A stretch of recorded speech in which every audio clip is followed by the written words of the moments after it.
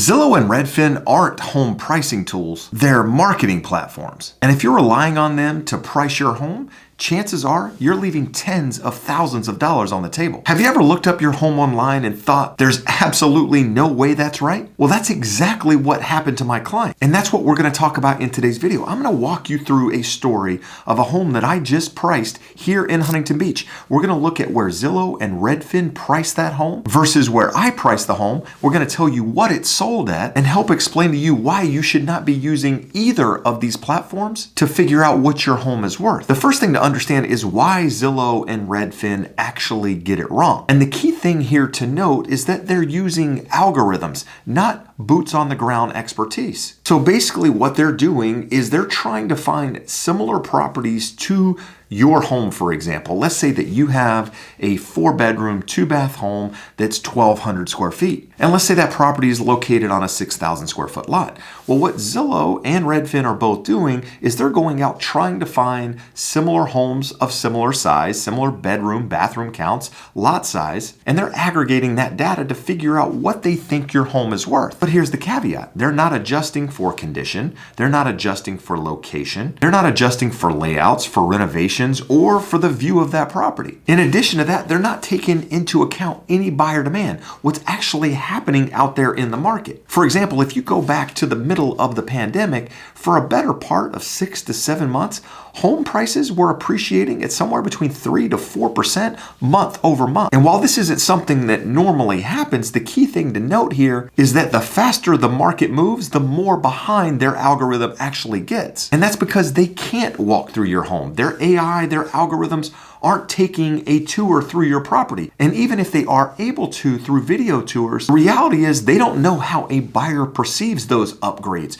or those layout changes. On top of that, they don't know that the house that they're comparing your home to actually backs to a street and has a lot of street noise. Well, maybe your home sits on the ocean and has a beautiful sunset view. So basically what I'm getting at here is that their algorithms are just trying to find similar bedrooms, similar square footage, and they're making adjustments. They can't really go into the details of the property to figure out what your home is worth. In fact, sometimes they're using attached properties and townhomes and allowing that information to transfer over to how they're comparing a single family property. And we both know, regardless of the market you're in, those homes are not comparable. And that's actually going to take me into the story that I want to talk about in today's video. And it's because I listed a property here in Huntington Beach. And this is something I've noticed over the last couple of years. It's a trend I've noticed where Zillow and Redfin both undervalue homes. Now, I'm not a conspiracy theorist. I don't think they're out there underpricing homes on purpose. But one thing to understand is that Zillow actually makes offers on property. They make cash offers to buy homes. So while I don't necessarily believe it's a conspiracy, what I will say is I think it's really, really weird that they're willing to offer you a cash offer on a property where they've priced it well below market value, and they're willing to make that offer without actually seeing your home. But nevertheless, I don't want to go deep into that. I want to talk about this particular story. So my clients have a 5-bedroom, 3-bath property here in Huntington Beach. It's just over 2,500 square feet. It's located on a lot just over 6,000 square feet, and it's on a cul-de-sac. When looking at comps in the neighborhood, I came up with a value of around $1.65 million. That's what I thought the market would bear for that particular property based on comps that it actually sold. And that's what the sellers agreed on. So we agreed on a listing price of $1.65 million.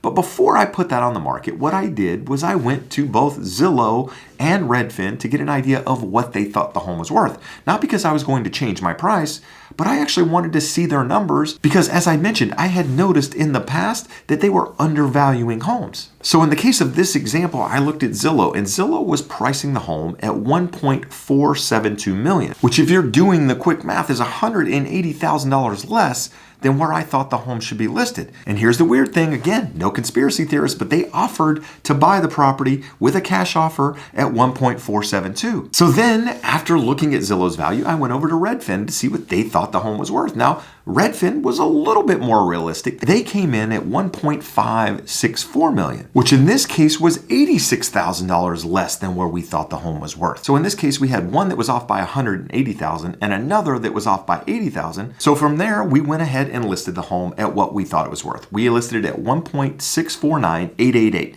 which is basically 1.65. We use the eights for marketing purposes, but basically 1.65 million. And here's the crazy thing, and this is the thing that always happens that's very, very important to know. Once you list a home on the market, it syndicates to all of these other sites out there. So now Zillow and Redfin both know that you listed that home and they know the price in which you listed it at. Well, once that happens, guess what? Zillow and Redfin both change their values. So in the example of Redfin, they actually adjusted their value. They came up to 1.648 million, which is essentially where we priced the home, $2,000 less than our price. So they adjusted their price to reflect our market value. And a similar thing happened with Zillow, but it took a little bit longer. So when I originally listed it, they ended up changing their price to 1.624 million, which is about $25,000 less than our listed price. But at the time I'm filming this video, they've adjusted their price up to 1.64 million, which is about $10,000 less than our active price. You might be watching this going, okay, Jeb, well, they adjusted your price. What did you end up selling the home at? We sold the home in the very first weekend for 1.65 million, our asking price. And the reason I want to bring this up is because their data, their prices are easily manipulated based on what someone puts into the MLS. Had I put in the listing price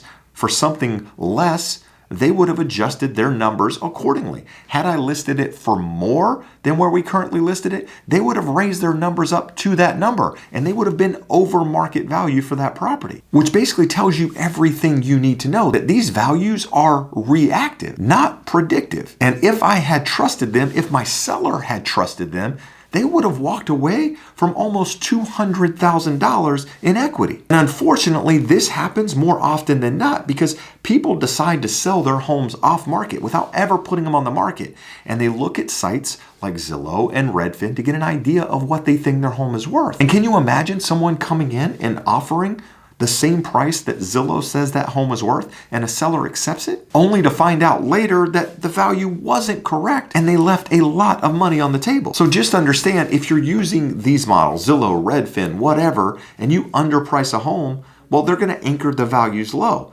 If you overprice a home, not only are you going to risk sitting on the market, but Zillow's numbers are also going to go up. And as you would probably imagine, buyers are using these sites to help justify a value. So in the case of our home, if Zillow didn't change their value to reflect our price, then a buyer is going to sit there and think, well, this home is overpriced by this amount of money because Zillow is saying it's worth less. And in some cases, that means their offer is going to reflect a different price because they're not actually using market comps. They're just taking these online sites.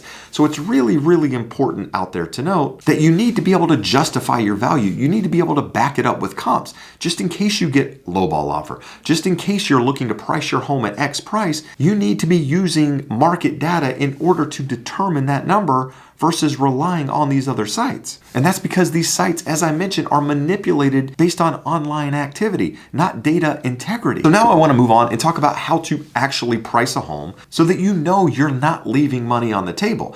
What I will say is Zillow and Redfin are tools in the toolbox, but they shouldn't be the only tool. You should use them along with other information to help justify where you should price your home. But more important than anything else, the real estate professional that you hire should be using comps in your neighborhood, in your local market, to help determine what that home is worth. They should be looking for homes that are similar bedroom, similar bathroom, square footage, lot size, have a similar view, similar condition. Now I know in parts of the country, you've got custom homes. Homes aren't similar.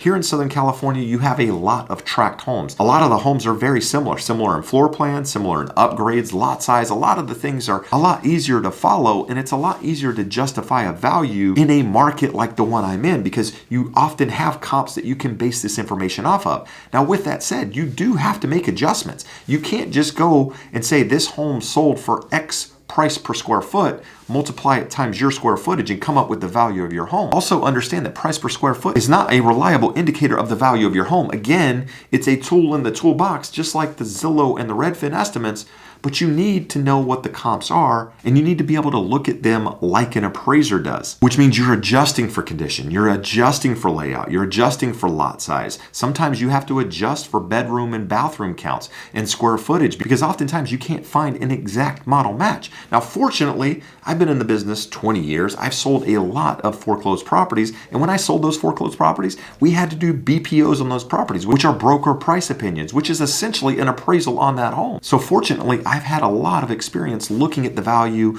of different homes, looking at comps, and being able to determine what a home is worth. Now, you don't necessarily need a real estate agent that has all of the expertise and experience that I have, but if you can find one, you're definitely going to be in a much better position. And that's because pricing isn't just data, it's also strategy. It's knowing how to price for demand and being able to maximize offers. So with that said, there's 3 different ways you can price your home, which is exactly what I want to talk about right after you hit the thumbs up if you find any value in this video at all. And if you want to stay updated on everything about selling your home, do me a favor and subscribe to the channel. So when it comes to pricing your home, there are 3 different approaches. Now, I'm personally only a favor of one of them, but with that said, I see all 3 happen all of the time. The first is going to be to price it low. And the idea behind pricing a home low, under market value, when I say low, is that you're going to get a lot of attention on that home. We know that exposure drives demand and demand drives price. So the more exposure you can get on a home,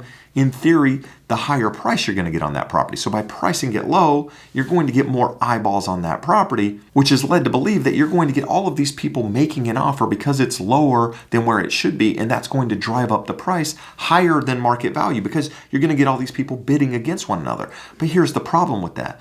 What if you don't get multiple offers? What if you only get one? What if you get no offers on that property at a lower price? Well, then it's very, very difficult to go from a lower price to a higher price. You ever seen a property on the market where the price was raised and you go, what were they thinking? It was on the market for 2 weeks and nobody made an offer and now they've raised the price? Well, I just saw it in my neighborhood. In fact, I saw a home that's been sitting on the market for almost a year and they just raised the price by $50,000 and it wasn't even getting attention at the lower price. And that's because it was overpriced even at the lower price. So in my opinion, underpricing to drive up the value doesn't work unless you're in a crazy, crazy market like the pandemic market, where you had so much buyer demand out there that people were just fighting over one another that they would drive up the price of that home. Now, the second approach is overpricing that home, thinking that you can price it higher because the market is going gangbusters and you can put a price on that home higher than where the last comp sold, and that if it doesn't sell, then you can always adjust the price lower over time, giving you some wiggle room, if you will,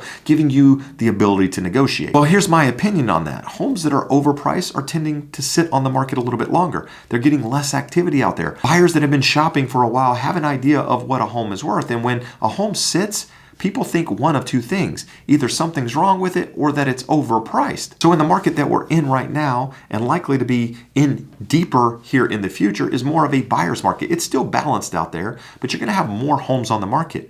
And you're going to have buyers out there shopping. And so if there are homes in your neighborhood that are comparable to your home and they're priced correctly and yours is overpriced, well, guess what? Your home is likely going to sit versus those that are moving, which leads me into talking about the only real way to price a home is based on the market comps, based on what we actually think it's worth, based on what the market is doing right now. And that's basically fair market value. Now, fair market value is what a buyer and a seller are willing to agree on. And you truly don't really know that number. But when you start looking at the data, you start looking at comps, looking at what the market is doing, you can work yourself back into a number that you think your home should be priced at based on that information. And in my opinion, that's the best way to price a home because you can back it up with data. You can back it up with comps. Now, that doesn't necessarily mean it's going to sell at that price, but what I can tell you is that homes that are priced correctly tend to get the most activity. They tend to get the most eyeballs, which in turn typically means they sell closest to the asking price. So if I were a seller, especially in the market that we're in right now, I would try to price my home close to what I thought it was worth versus underpricing or overpricing and hiring a professional to help you negotiate. You don't want to list a home high and negotiate a price lower as your strategy. You want a real estate agent that prices the home correctly and negotiates the buyers and the buyer's agents to come in close to that value based on their negotiation skills, their expertise, their experience, all of that stuff. So before you let an algorithm determine the value of your home, make sure you get real advice from someone that works in your market every single day. Now, if you're local to me here in Orange County, I would love to be that person for you. You can get in touch with me using the link in the description of this video. And if you're located anywhere else in the country and you want to work with a real estate agent like me, do me a favor and also click that link, and I'll be happy to refer you to somebody that does business just like I do. And at the same time, if you're someone that's considering selling, make sure you reach out for a no obligation home value review. And if you're a home buyer out there relying on these values, stop. I think I've proven that these online sites don't know what your dream home is worth. Now, with that said, if you are planning on putting your home on the market and you're wondering which items to fix versus which items to avoid and not fix, do me a favor and check out this video right here.